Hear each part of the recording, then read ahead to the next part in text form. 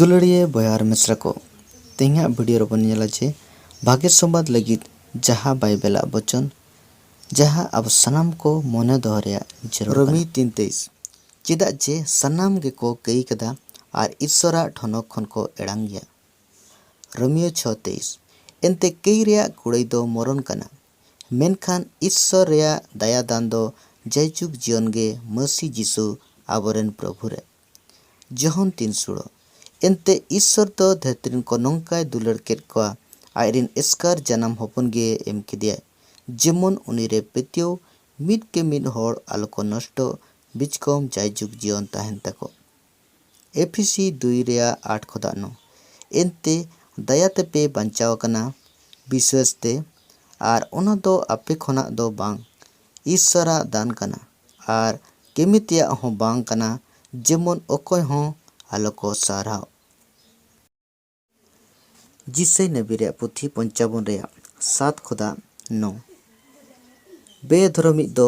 आजा होरे बेगिमा आर दुष्टमी होड़ दो आजा बुंदिस को हो प्रभु ठेन रुवाड़ हिजुमा आर उनी दोय माया आर आबरेन ईश्वर ठेन गे एनते उनी दो आसामभेड़ केते एनते इन्या बुंदिस को अपेया बुंदिस को दो बांग कना आर बांग दो अपेया होर को गे इन्या होर को कना प्रभुए मेनेदा एनते चेक लेका सेरमा को दो ओत खन चोट गिया ओनका गे चोट गिया इन्या होर को दो अपेया होर को खन आर इन्या बुंदिस को दो अपेया बुंदिसा को खन। मार्क 8:34 जिसुई रोड़ा जहाँ गे इंग तायम ते हिजू सनाय कना आज दो बांगमा आर आजा क्रूस से गोगमा आर इन्हे पांजाइमा। अपोस्तल 2:38 मन अचुर तापे आर आपे मिमिद होड़ जिसु मसीह ᱧᱩᱛᱩᱢ ते बाप्तिसो पे आपेया कई को इके तापेया लगित खान सनद जिउरिया दान पे ᱧामा।